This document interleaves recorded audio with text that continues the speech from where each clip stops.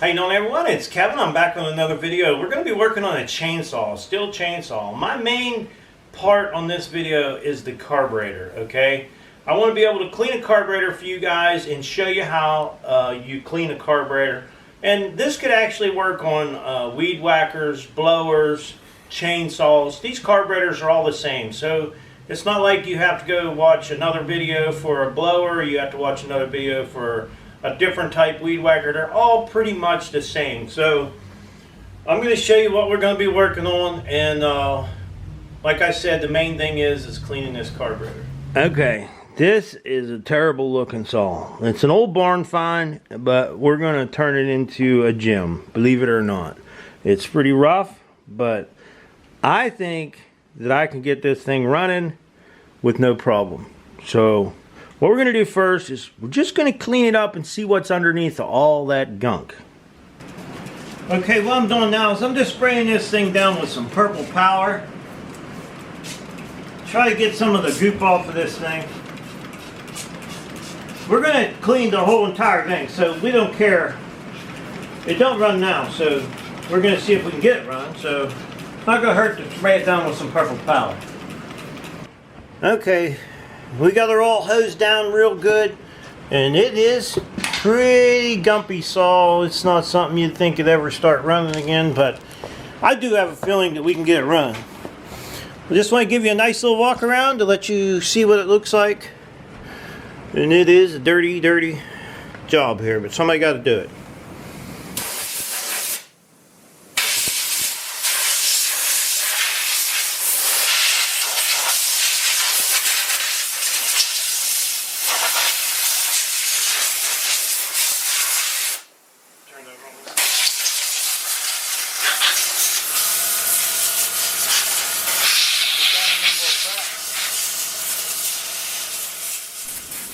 Okay, we got it up on the bench. We actually soaked it down with some purple power, and then we hosed it off with the water hose. A little bit of water is not going to hurt this machine, especially as bad as it was. It's pretty dirty. So, like I said, the main thing for me was I figured this thing's not been started for many years. So, we want to clean the carburetor on it. Oh, it's dirty. Everything's dirty. So we're basically going to get this thing stripped down, get everything off of it, get it cleaned up, pull the carburetor out, and clean it. So I'm going to go ahead and pull the chain off of it. Let's get rid of this chain. We don't want the chain on the bar. It's just in our way right now. And I honestly, I think it needs a new chain, new bar anyhow. The chain's not that bad. It's got a little rust on it, but we might be able to salvage the chain, but I think the bar, we'll just replace both of it, the chain and bar. So we're going to go ahead and get this bar off here. Go ahead and get this guy off. Anyway, this is out of the way, and Brandon's here with me today, so he's going to be taking this saw with him when we get done. He can go ahead and start cleaning these little pieces, scraping all the junk out of them. And you can see this thing hasn't been cleaned in years. Look at that. All that stuff needs to be cleaned out. It's just clear full of junk. So I'm going to let him go ahead and start cleaning some of these parts while I keep stripping. Okay, we're not sure what type of gas they used in this chainsaw, so I want to clean the exhaust. If you use junk oil in a 2-cycle engine, a lot of times it'll plug up the screen inside these guys. Okay, on the back of your exhaust here, you're just going to pull this little pin up here, and here is the screen that will get plugged up. This little screen right here gets plugged up all the time if you're not using a good oil. So what I'm going to do is I'm just going to take a wire brush and clean this. I want to keep this in here because this keeps sparks from starting forest fires. So probably a good idea to just clean it and put it back in. You don't need to eliminate it. All I'm going to do, like I said, I'll take a wire brush. Let me grab a wire brush.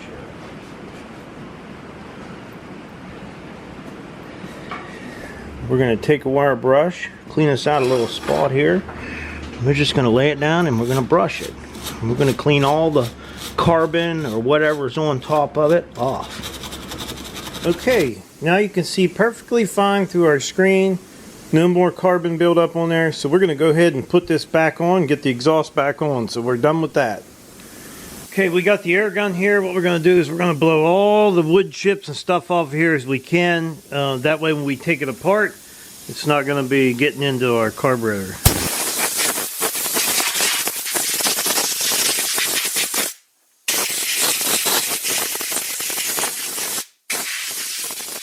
Okay, we're going to get onto the carburetor, and the first thing you want to do is get your little cover here off of your carburetor. And as you guys seen, I blew all this out real good down in here because I want to try to keep this as clean as I possibly can down in here, so when we pull the carburetor off, we don't get a bunch of garbage inside of our motor. So now we're just going to go ahead and start tearing the motor or the carburetor off.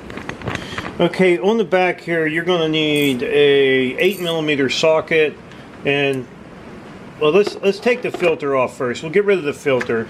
Now, the filter looks like it's dirty, but it's really not dirty. This actually looks like a pretty new filter. This is actually what they look like when you buy them. So we'll blow it out with the air hose real good. And then your 2 bolts are just down below the air filter here. You're going to take these 2 bolts out. Now, they may come out, like the stud may even come out of the motor when you pull these off, but that's not going to hurt anything, whether it pulls the stud out or it just pulls the nut off the back. Okay, now once you got that off, you should be able to pull this little thing off, and this is your little housing for your air filter. And if you notice, when I was cleaning it, I actually stuffed a little rag down in there so I didn't get garbage down inside there. So I'm going to hand this to Brandon. He's going to go wipe off the rest of this dust that I couldn't get blew off with the air gun. Okay, now we're down to our carburetor.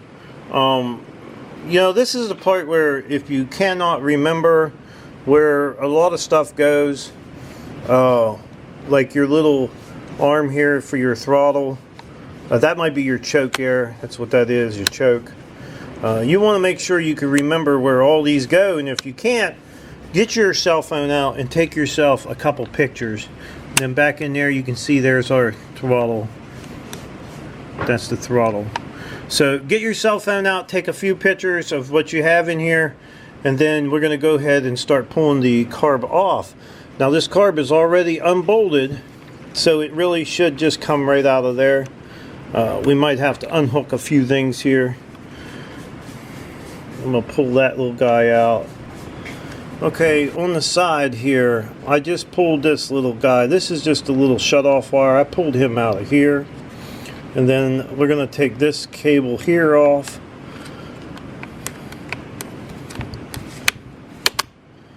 And it should come out right in here. Right there, you see how it pulled out there. And we'll just throw that one off to the side. Okay, now I'm going to take this rod off. If you look, when I push it up, it's got a little slot there. So I want to pull this off that little slot.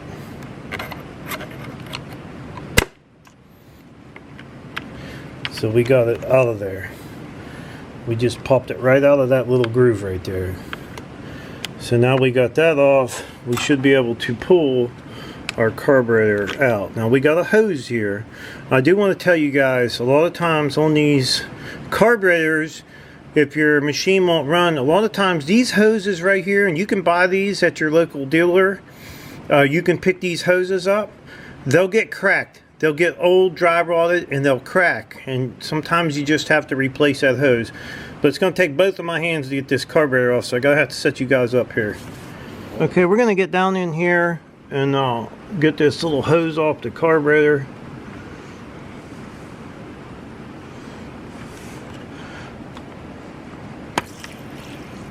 Ooh, we got some pressure in it. So we're going to pull our little hose off. Then we're going to pull our carburetor out.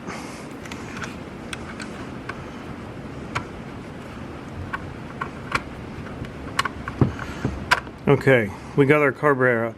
Now sometimes this, like your chainsaw, it's a bit harder than a weed whacker to get out. but the carburetors are basically all the same. So don't be afraid to pull the carburetor off anything. Just make sure you take your pictures and know where everything goes back. Okay, we're going to start off on this side right here. Now this will take a flathead or a Phillips screwdriver, and you just have to take this bolt and this bolt out. Sometimes a flathead will take them off a little better than the Phillips.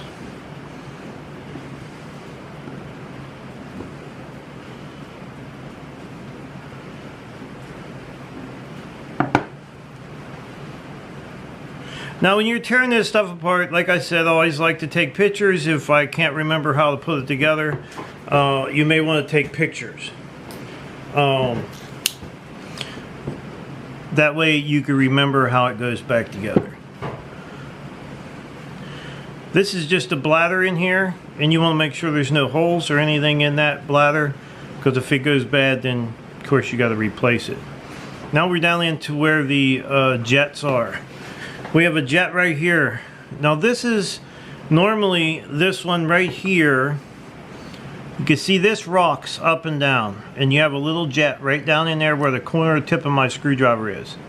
That little jet hole right there usually gets plugged up, and all that jet goes to, it goes to the outside right here. This is where your gas comes in. It goes in, and it allows your gas to come into your carburetor. So we're going to go ahead and we're going to take that jet out. So when you take this jet out, you want to make sure you hold your finger over top of this thing here, because there's a spring in there. And you don't want to lose this spring. If you lose this spring, you're going to go find one at a dealer. So I'm going to hold my finger over the whole thing, and we're just going to break this guy here loose. It's this little bolt on the side here. Sometimes, you know, if you have big fingers, this is a little bit hard to do, a little tedious. Yep, there it is, it's out. Now you'll notice the difference between this screw and this screw. I'm going to let go of this before it springs. So if you kind of get screwed up and you can't remember which one went where, this one has a tapered edge on it. The one that went in your jet has tapered. This end is tapered here. These are not tapered. And two of these will look the same and the other one will look different. So you know where that jet's got to go. So we're going to take this out without losing all this stuff. As you can see here, yeah, like I said, there's one piece. Here's your little jet.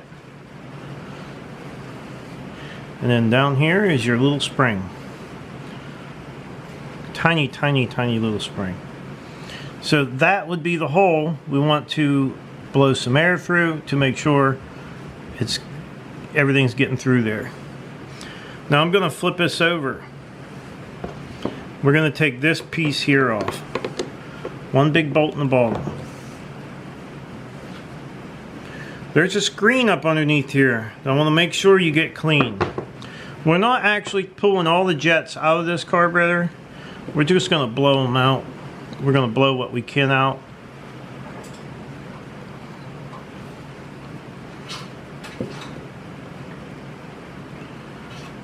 This carburetor actually looks really, really good inside. I'm going to pull this screen out of here. That hole right there, there's a screen in there. So I'm going to go get something to pull that out with. Okay, it's handy to have these little picks, and you can buy these in sets. I think this is just a cheap little set of, I would say they're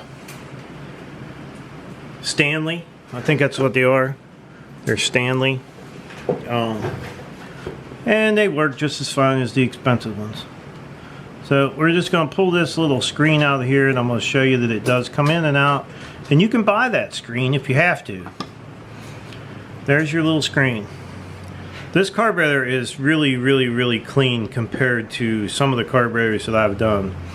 And when you clean this, ooh, you can see how flimsy that stuff is. When you clean this screen, you want to make sure you can see through it. Oh, let me get my camera to focus on that. You want to be able to see through it. You can actually see the carburetor down below. So if you can't see through it, then You need to get it either replaced or get it washed out to where you can see through it. So I'm going to go over there. We're going to get some air. We're going to blow this guy out. Like I said, this is not a real dirty carburetor. This carburetor is really clean compared to some of them that I've seen. So let's get some air. Alright, I'm going to be running my air here. If my air compressor kicks in, I apologize for it. Because I got a hole in my hose. I got a hose, but I haven't had time to replace it. So now, with me, and if I'm going to blow this carburetor out, what I would do is I would take a rag and put the carburetor up in my hand, like so. And I want to blow out these holes in here. But the reason why I put a rag over top of it is because sometimes there's little jets in there that are pressed in there and they'll pop out. So you have to be real careful that they don't pop out. So if we just take it and just take a little air and stick it down in our holes and make sure air goes through them.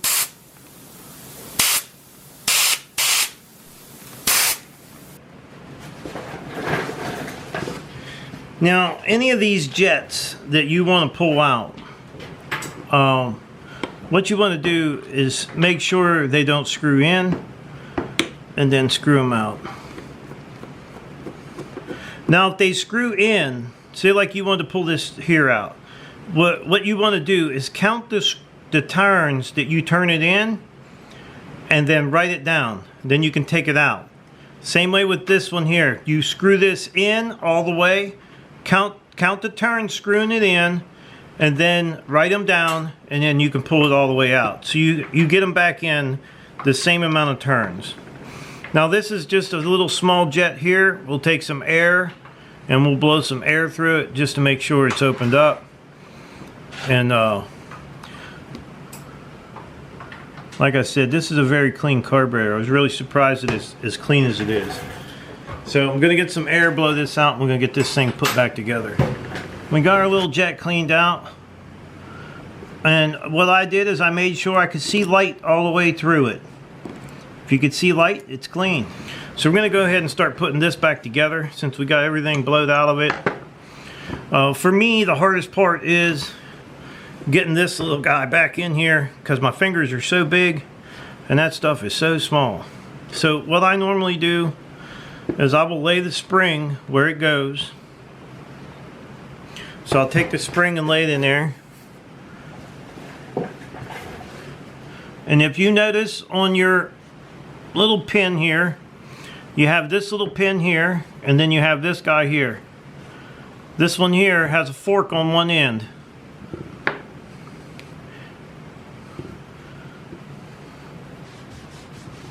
I just wiping that tip off on that thing.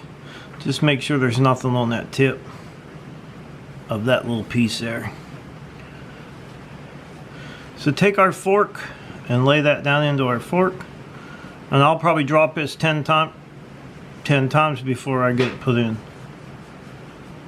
On the other side of the fork, there's a bubble right there. And that bubble is pushed down, and that is the part you want the spring. You want the spring to go up in that bubble right there. Alright, I think I got it in now. We're going to put our little tapered screw back down in there. We're going to snug him up. Now, if your carburetor is really dirty, you're going to see it's really dirty. I mean, it don't take much, though. It doesn't really take much to dirty up a carburetor. I've had one time, literally had a hair inside of it, and it was down through this jet right here, and it screwed the carburetor all up. It would, you know, gas just kept running out of it, but it was just a hair, you know. So, and then tightening your screws, you don't want to over tighten them. You just want to tighten them. They don't have to be super tight. Now on the other side, we're going to put our little screen in that we had to check. There's our little screen. Now this thing could be pushed down in with maybe an eraser on a pencil. I think a pencil eraser will push this down in here pretty good. Now it don't have to be shoved down in there real hard. You just want to push it down in so it stays. So let's get this guy put on here first, since we got it flipped over here. There's nothing to this. And like I said, everything looked clean in there, so it's not like this is a filthy carburetor.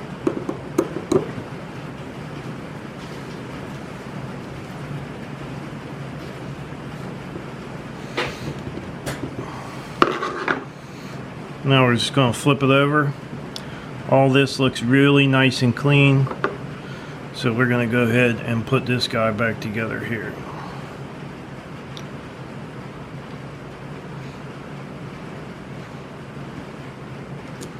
I think we're almost ready to get this thing fired up. Not going to be long now. Brandon was over there working. We got a new bar and chain put on that thing. Hopefully now we can get it fired up and running good.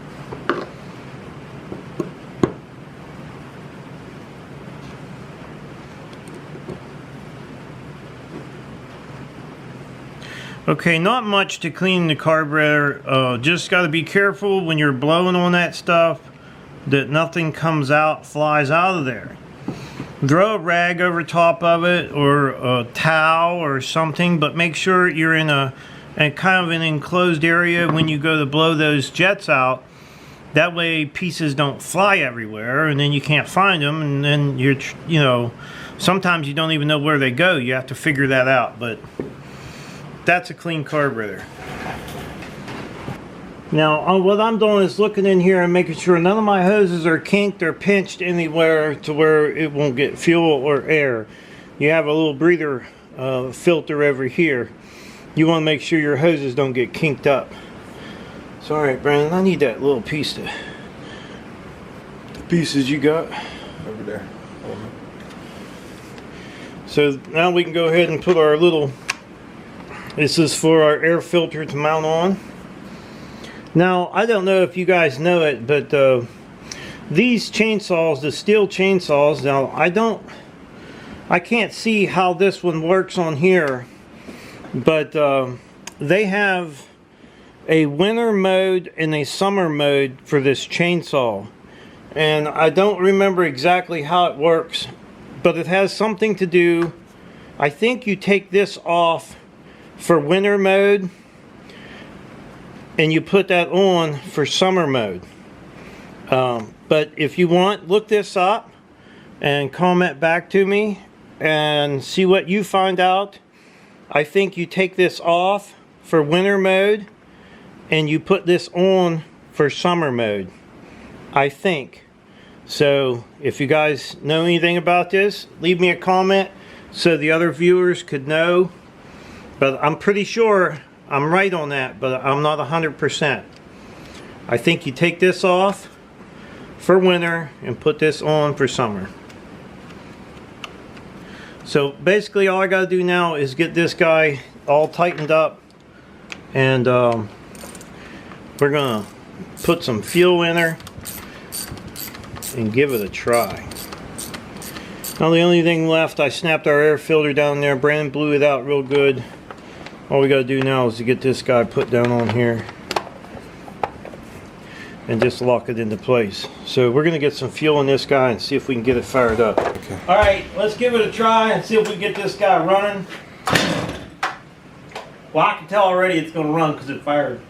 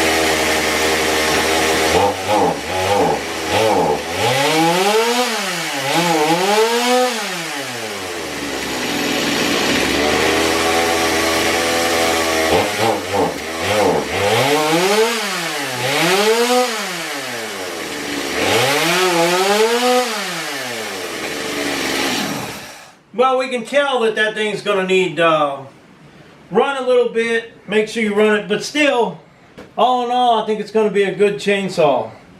So we take a piece of junk and we got it running. It doesn't sound the greatest, but I think after you run it for a while, I think it's going to be fine. Alright, I think we bring this old chainsaw back to life. It has a little dead spot in that trigger, but I think the more we run it, the better that will get. You know, a lot of people don't understand, on these chainsaws, weed eaters, weed whackers, whatever you guys want to call them, blowers and that type of thing, have to be started up and ran. If they don't run for a long time, they're going to get that dead spot in there. They're going to get that ethanol build up in there. So, got to keep them running. Don't forget that, keep them running. So, we got the old chainsaw back and going. I think it's going to do good. Brandon put a brand new chain and bar on this guy. And as you can see, it cuts pretty good. So, I'd like to tell everybody, thanks for watching my video. Don't forget to subscribe, leave me thumbs up, thumbs down, or comment if you'd like. Until next time.